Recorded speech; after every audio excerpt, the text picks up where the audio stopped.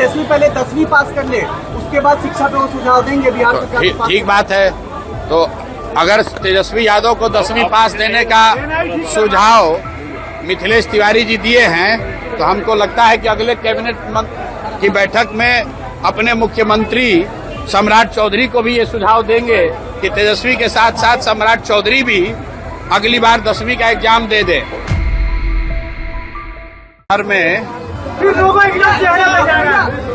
देश भर में जो युवा साथी जो कर रहे हैं, उसका असर ये है कि पिछले 2-3 महीनों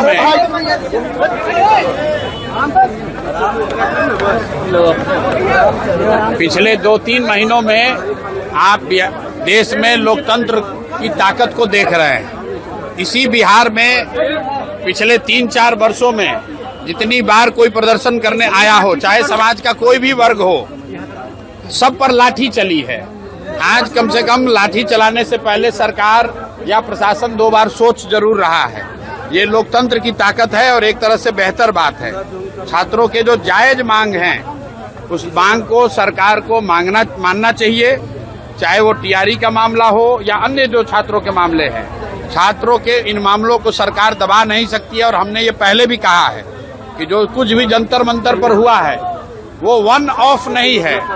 जो यहाँ पर शिक्षा व्यवस्था पूरे देश में शिक्षा का जो प्राइवेटाइजेशन हुआ है, कोचिंग संस्थाओं के जरिए व्यवसायीकरण हुआ है, उसके माध्यम से जो पेपर लीक हो रहा है और जो बड़े पैमाने पर बेरोजगारी है, इन तीनों 4 चीजों को अगर आप जोड़ेंगे तो युवाओं में एक बहुत बड़ा वर्ग है जो आज की व्यवस्था से खुश नहीं है।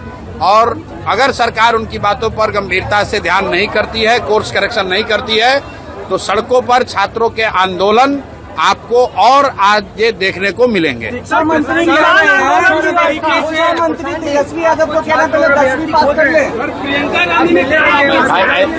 जो लोग मुझे खोज रहे हैं, तो हम तो यहीं पटना में ही हैं, रोज यहीं पर घूम रहे हैं। सर, किसानों ने भी आंदोलन किया है, हम जमीन नहीं। किसानों का जो आंदोलन है, ये जो 11 सैटेलाइट सिटी बनाने की योजना की घोषणा सरकार ने की है, तुरंत फुरत में बिना कुछ समझे हुए बड़े उद्योगपति और बिल्डर्स को मदद करने के लिए बिहार के सामान्य परिवार के किसान, सामान्य मध्यम वर्गीय किसानों के जमीन को औने पौने दाम पर लेकर बड़े उद्योगपतियों को, बिल्डरों को देने की जो साजिश है, और 1 साल उस जमीन पर कुछ काम नहीं होगा, कोई खरीद बिक्री नहीं कर सकता है, उसके खिलाफ समाज में व्यापक असंतोष है।